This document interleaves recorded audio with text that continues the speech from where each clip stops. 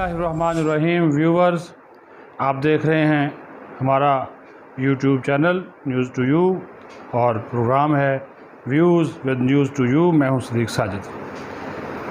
परसों यानी कि 25 जुलाई को आज़ाद कश्मीर के आम इंतखाबात होने जा रहे हैं, जिसमें तीन बड़ी जो सियासी जमातें हैं उनके दरमियान सख्त मुकाबला है। पीपल्स पार्टी, नून लीग और तहरीक इंसाफ। अब वहाँ पे आज आखिरी जलसे हुए और इंतखाबी मुहिम ख़त्म हो गई। लेकिन जो आपको बात बताने की है वो ये है कि जो इस वक्त आज़ाद कश्मीर में बरसरे इक़्तिदार हुकूमत है वो मुस्लिम लीग नून की है, और उनके वज़ीर आज़म ये इल्ज़ाम लगा रहे हैं कि वफाक ने आज़ाद कश्मीर के इंतखाबात में धांधली का मंसूबा बना रखा है। और जो मरियम नवाज़ नायब सदर हैं, जलसों से खिताब कर चुकी हैं, वो भी यही कह रही हैं कि वफाकी हुकूमत सरकारी वसाइल का इस्तेमाल करते हुए, सरकारी इदारों को इस्तेमाल करते हुए यहाँ पर धांधली करवाएगी, लेकिन हम इस धांधली को रोकेंगे। वो मैं आपको आगे चलकर बताऊँगा कि कैसे रोकेंगे। दूसरी तरफ तहरीक इंसाफ, जिसकी मरकज़ में हुकूमत है, उनकी मुआवन ख़ुसूसी बराए इत्तलात व नशरियात फ़रदौस आशिक़ अवान इंतखाबी नताइज आने से पहले ही ये ऐलान कर रही हैं कि 25 जुलाई को तहरीक इंसाफ और इसके इत्तेहादियों की फ़तह होगी और तहरीक इंसाफ आज़ाद कश्मीर में अपने इत्तेहादियों से मिलकर हुकूमत बनाएगी। अब ये भी अजीबोगरीब बात है कि फ़रदौस आशिक़ अवान साहिबा को कौन सा ख्वाब आ गया कि अभी इलेक्शन होने में 2 दिन बाकी हैं, उन्होंने नतीजा भी सुना दिया कि तहरीक इंसाफ वहाँ से जीत रही है। यही फार्मूला मरियम नवाज़ और राजा फ़रूक हैदर पे अप्लाई कर लें कि वहाँ पे आपकी हुकूमत है, इलेक्शन कमीशन भी कहा जा रहा है कि आपका है, सरकारी मशीनरी वहाँ पर आपकी है, लेकिन आप कह रहे हैं कि वफाक धांधली करेगा। और उस धांधली को रोकने के लिए मरियम नवाज़ की ज़ेर सदारत होने वाले एक आला सतह के इजलास में, मुस्लिम लीग नून के इजलास में मुतअद्दिद अहम फ़ैसले किए गए हैं। कुछ अरकान कौमी और सूबाई असम्बलीज़ की ड्यूटियाँ लगाई गई हैं, वो आज़ाद कश्मीर में पहुँचेंगे 25 जुलाई को। सोशल मीडिया की पूरी टीम एक्टिवेट कर दी गई है, और साथ ही साथ ये भी इतलात हैं कि 500 से के करीब जो लोग, जो डंडा बरदार फोर्स कह लें यूथ विंग की, उसको फ़ाल किया गया है। उसको कहा गया है कि वो तैयार रहे, और जहाँ जहाँ धांधली के इल्ज़ामात या धांधली की शिकायत मिलें या रिज़ल्ट ना दिया जाए, फॉर्म 45 ना दिया जाए, तो वहाँ पर वो अपनी ताकत का इस्तेमाल करें।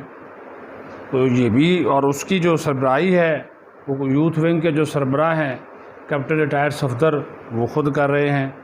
ये इंतहाई खौफनाक बात है, ख़तरनाक बात है कि कोई भी अमन व अमान की सूरत हाल पैदा हो सकती है।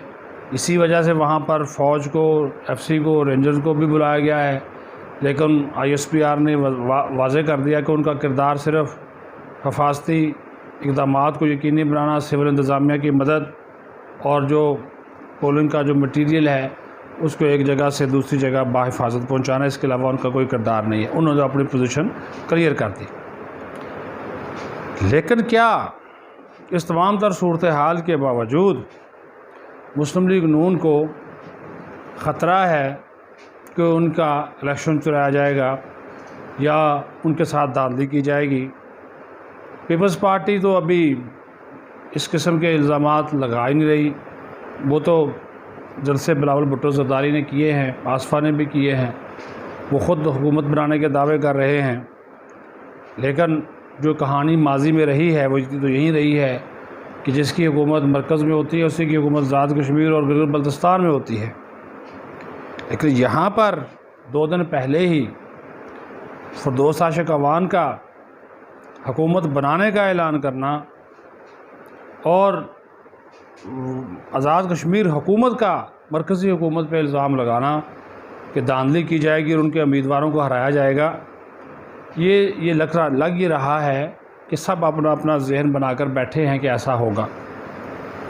نتیجے کا انتظار کرنا چاہیے لوگوں کا۔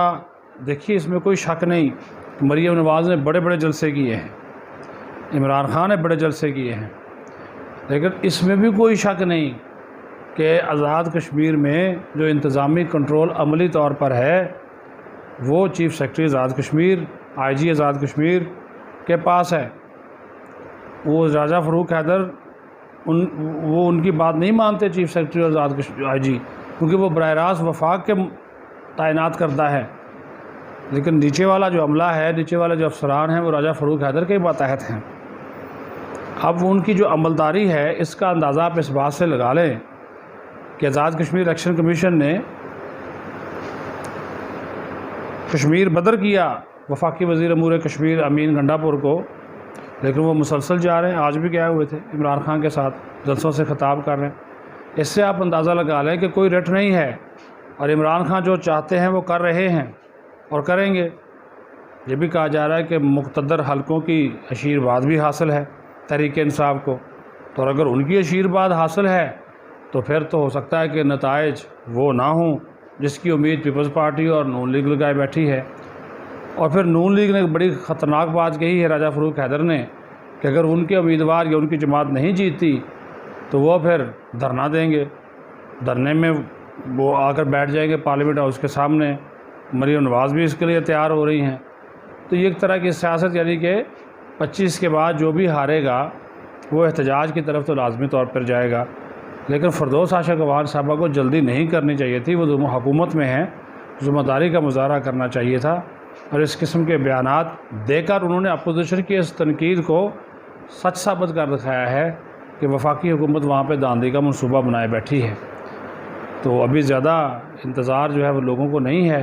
آزاد کشمیر کے لوگ باشعور ہیں، سب سے زیادہ لٹریسی ریٹ وہیں پر ہے، اپنے ووٹ کا وہ بہتر انداز سے استعمال کر سکتے ہیں، لیکن جو بھی نتیجہ ہے سب کو قبول کرنا چاہیے۔ جو لیکن آثار نظر آ رہے ہیں وہ تو کسی سیاسی تصادم اور حالات کو بگڑتا ہوا ہی دکھائی دے رہے ہیں۔ اپنا خیال رکھیں، بہت شکریہ۔